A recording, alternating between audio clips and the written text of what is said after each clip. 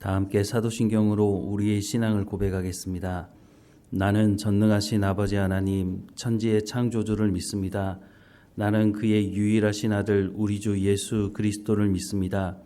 그는 성령으로 잉태되어 동정녀 마리아에게서 나시고 본디오 빌라도에게 고난을 받아 십자가에 못 박혀 죽으시고 장사된 지 사흘 만에 죽은 자 가운데서 다시 살아나셨으며 하늘에 오르시어 전능하신 아버지 하나님 우편에 앉아 계시다가 거기로부터 살아있는 자와 죽은 자를 심판하러 오십니다. 나는 성령을 믿으며 거룩한 공교회와 성도의 교제와 죄를 용서받는 것과 몸의 부활과 영생을 믿습니다. 아멘. 찬송가 545장 함께 찬양하겠습니다. 545장 함께 찬양하겠습니다.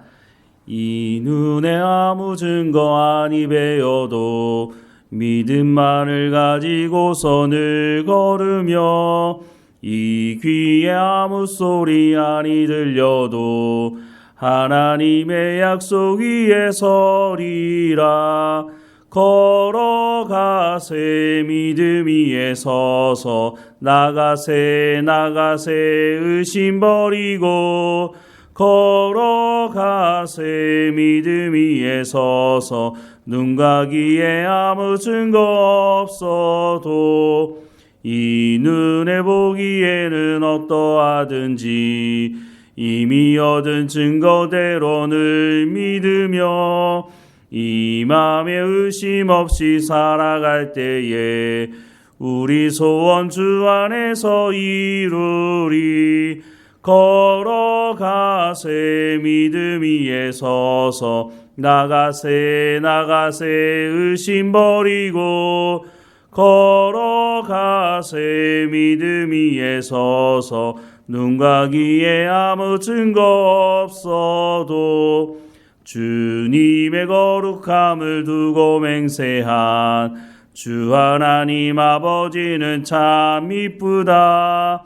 그 귀한 모든 약속 믿는 자에게 능치 못할 무슨 일이 있을까. 걸어가세 믿음 위에 서서 나가세 의심 버리고 걸어가세 믿음 위에 서서 눈과 귀에 아무 증거 없어도. 아멘. 오늘 하나님께서 우리에게 주시는 말씀은 요한복음 21장 1절에서 14절까지 말씀입니다. 요한복음 21장 1절에서 14절까지 말씀 우리 함께 읽겠습니다. 그 후에 예수께서 디베랴 호수에서 또 제자들에게 자기를 나타내셨으니 나타내신 일은 이러하니라.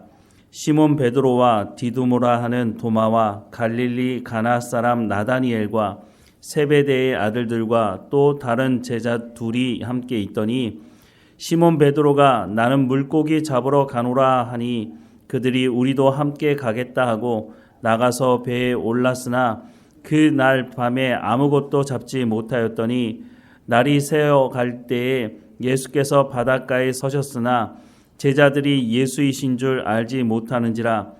예수께서 이르시되 얘들아 너희에게 고기가 있느냐 대답하되 없나이다. 이르시되 그물을 배 오른편에 던지라. 그리하면 잡으리라 하시니 이에 던졌더니 물고기가 많아 그물을 들 수 없더라. 예수께서 사랑하시는 그 제자가 베드로에게 이르되 주님이시라 하니 시몬 베드로가 벗고 있다가 주님이라는 말을 듣고 겉옷을 두른 후에 바다로 뛰어내리더라.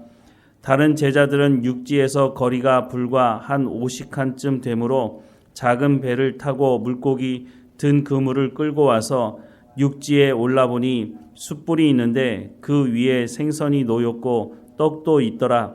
예수께서 이르시되 지금 잡은 생선을 좀 가져오라 하시니 시몬 베드로가 올라가서 그물을 육지에 끌어올리니 가득히 찬 큰 물고기가 153마리라. 이같이 많으나 그물이 찢어지지 아니하였더라. 예수께서 이르시되 와서 조반을 먹으라 하시니 제자들이 주님이신 줄 아는 고로 당신이 누구냐 감히 묻는 자가 없더라. 예수께서 가셔서 떡을 가져다가 그들에게 주시고 생선도 그와 같이 하시니라. 이것은 예수께서 죽은 자 가운데서 살아나신 후에 세 번째로 제자들에게 나타나신 것이라. 아멘. 오늘 본문의 시작을 보면 그 후에라고 말씀을 시작하고 있습니다. 그 후에, 어떤 후에라는 말일까요? 앞서 있었던 예수님께서 부활하신 이후에 제자들을 찾아오셨던 첫 번째, 제자들을 찾아오셨을 때는 도마가 그 가운데 없었고 두 번째 찾아오셨을 때는 도마도 함께 있었던 그 후에라고 말씀을 하시는 거죠.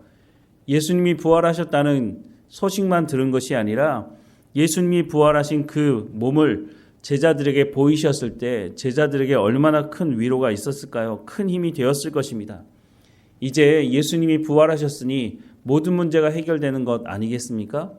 그런데 예수님이 살아계셨을 때는 제자들과 항상 함께 계셨지만 예수님이 함께 계신다는 것을 제자들이 확인할 수 있었지만 예수님이 부활하시고 난 이후에는 예수님이 나타나셨다가 사라지기도 하셨다는 것, 그래서 제자들 안에는 또 다른 불안감이 있었는지도 모르겠습니다. 오늘 본문 1절부터 3절 말씀을 보면 그 후에 예수께서 디베라 호수에서 또 제자들에게 자기를 나타내셨으니 나타내신 일은 이러하니라. 시몬 베드로와 디두모라 하는 도마와 갈릴리 가나 사람 나다니엘과 세베대의 아들들과 또 다른 제자 둘이 함께 있더니 시몬 베드로가 나는 물고기 잡으러 가노라 하니 그들이 우리도 함께 가겠다 하고 나가서 배에 올랐으나 그날 밤에 아무것도 잡지 못하였더니 라고 말씀하고 있습니다. 아니, 예수님이 부활하셨고 부활하신 예수님이 제자들을 만났는데 제자들의 행동을 보면 전혀 예수님의 부활을 만나지 못한 사람처럼 행동하고 있다고 하는 것입니다. 왜 베드로와 나머지 제자들은 나는 물고기 잡으러 가노라 라고 말을 했을까요? 물고기 잡으러 가겠다는 것은 이전의 삶으로 다시 돌아가겠다고 하는 것 아니겠습니까? 예수님이 부활하시긴 하셨지만 사실 이 제자들 안에 해결되지 못한 문제가 한 가지 있었습니다. 그것은 바로 베드로 같은 경우에는 예수님을 3번 부인했다고 하는 것이고 나머지 제자들도 예수님을 다 배신하고 도망갔다고 하는 것입니다. 예수님이 부활하셔서 제자들을 찾아오셨을 때 가장 먼저 예수님께서 야, 너희들 어떻게 나를 이렇게 배신하고 도망갈 수 있냐? 베드로, 너 내가 말하지 않았냐? 너 나를 3번 부인할 거라고 그렇게 말했을 때 너 어떻게 했냐? 죽는 데까지 가겠다고 칼을 빼들면서 그렇게 각오를 다짐하지 않았느냐? 그런데 너 나를 3번 부인하지 않았느냐? 그런 말을 오히려 하셨더라면 제자들의 마음이 이렇게까지 절망스럽지는 않았을 것입니다. 예수님께서 분명히 부활하셔서 찾아오셨음에도 불구하고 예수님께서 이 부분에 대해서 한 말씀도 하지 않는 겁니다. 제자들 안에 미안함과 또 절망감과 여러 복잡한 마음이 있었을 것입니다. 그런 마음이 복잡하게 있는 그 상태로 계속 지내다 보니 베드로가 예수님 부활하셨지만 내가 어떻게 예수님을 다시 주님으로 모시고 내가 예수님을 쫓아갈 수 있겠는가? 이런 절망감 가운데 있었기 때문에 나는 물고기 잡으러 간다. 내가 예전의 삶으로 돌아간다. 라고 말하고 가버린 것이죠. 4절 이하의 말씀에 보면 날이 새어갈 때에 예수께서 바닷가에 서셨으나 제자들이 예수이신 줄 알지 못하는지라. 예수께서 이르시되 얘들아 너희에게 고기가 있느냐? 대답하되 없나이다. 이르시되 그물을 배 오른편에 던지라. 그리하면 잡으리라 하시니 이에 던졌더니 물고기가 많아 그물을 들 수 없더라 라고 말씀하고 있습니다. 이 순간에 베드로는 아마 자신이 예수님을 만났던 그 장면이 생각이 났을 것입니다. 왜냐하면 누가복음 5장 4절부터 6절 말씀에 보면 말씀을 마치시고 시몬에게 이르시되 깊은 데로 가서 그물을 내려 고기를 잡으라. 시몬이 대답하여 이르되 선생님 우리들이 밤이 새도록 수고하였을 때 잡은 것이 없지만은 말씀에 의지하여 내가 그물을 내리리이다 하고 그렇게 하니 고기를 잡은 것이 심이 많아 그물이 찢어지는지라 라고 말씀을 하고 있습니다. 시몬 베드로가 예수님을 만났을 때 그 장면과 예수님께서 갈릴리 호수로 가서 다시 나는 물고기 잡으러 가노라 라고 해서 물고기를 잡으러 왔지만 한 마리도 잡지 못했던 그 상황에서 누군가 저 해변에서 배 오른편으로 그물을 던지라고 말했을 때 그 그물을 던졌을 때 고기를 잡는 그 상황에서 베드로는 자신이 예수님을 만났을 그 상황을 다시 한번 기억하게 됐을 것입니다. 예수님을 만나고 고기를 잡았을 때 베드로가 어떤 말을 했습니까? 주님, 저는 죄인입니다. 나를 떠나십시오 라고 말하지 않았습니까? 그때 그 생각이 들었을 것입니다. 예수님께서 베드로를 부르셨을 때 베드로가 완벽하고 완전했기 때문에 예수님께서 베드로를 부르신 것이 아니었죠. 베드로가 예수님을 따를 때에도 베드로의 연약함은 여지없이 드러났습니다.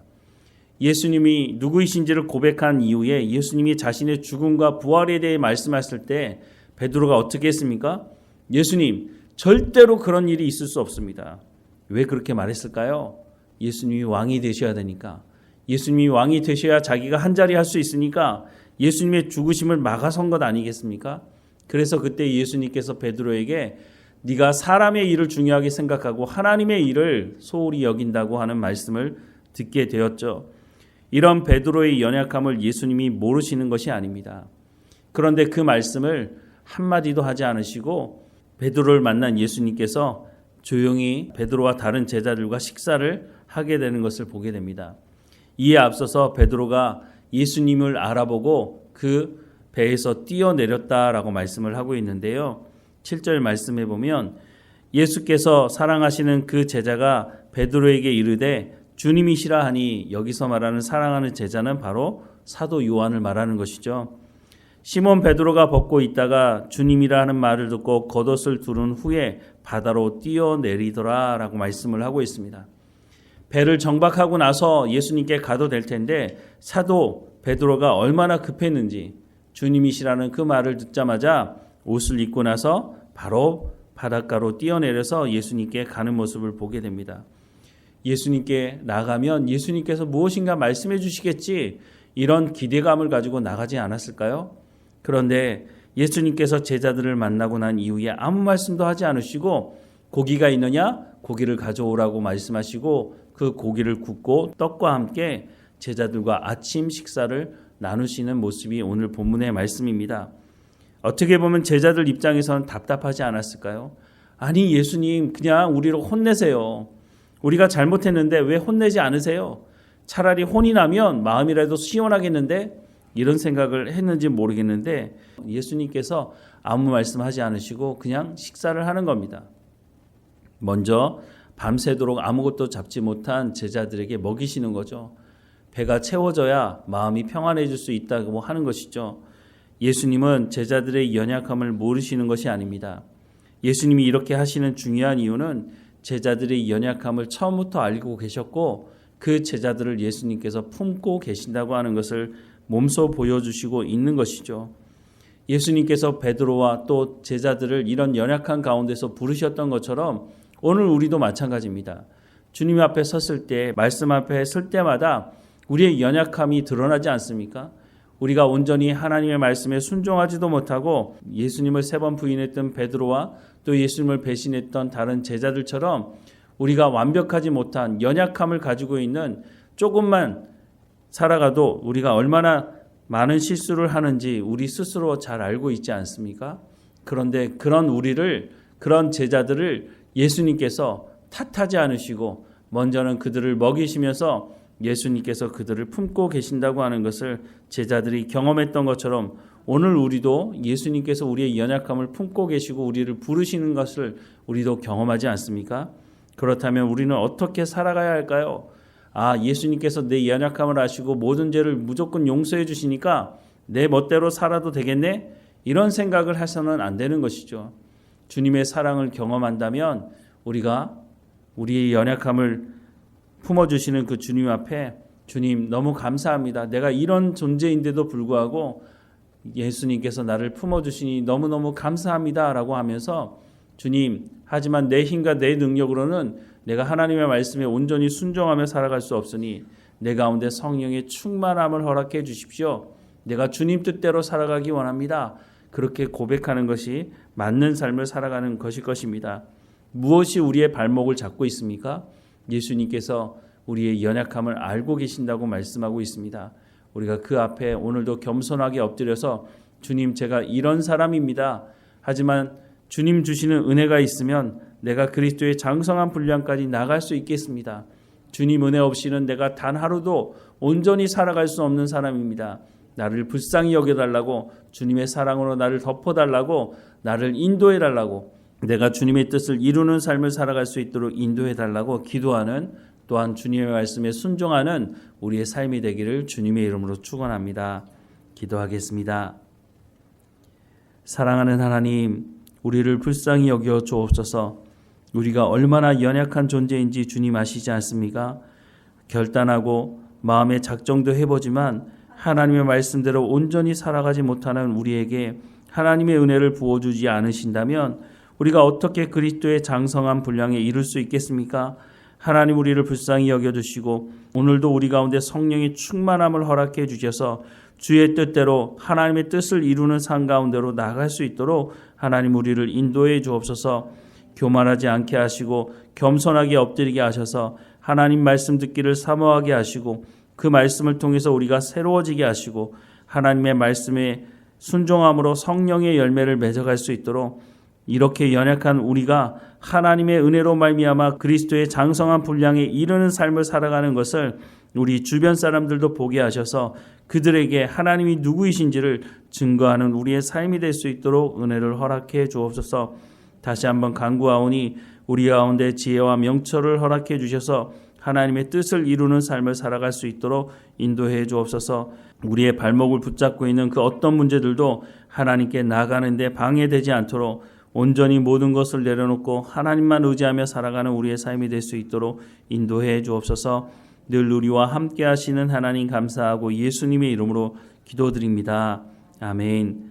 하늘에 계신 우리 아버지, 아버지의 이름을 거룩하게 하시며 아버지의 나라가 오게 하시며 아버지의 뜻이 하늘에서와 같이 땅에서도 이루어지게 하소서. 오늘 우리에게 일용할 양식을 주시고 우리가 우리에게 잘못한 사람을 용서하여 준 것 같이 우리 죄를 용서하여 주시고 우리를 시험에 빠지지 않게 하시고 악에서 구하소서. 나라와 권능과 영광이 영원히 아버지의 것입니다. 아멘.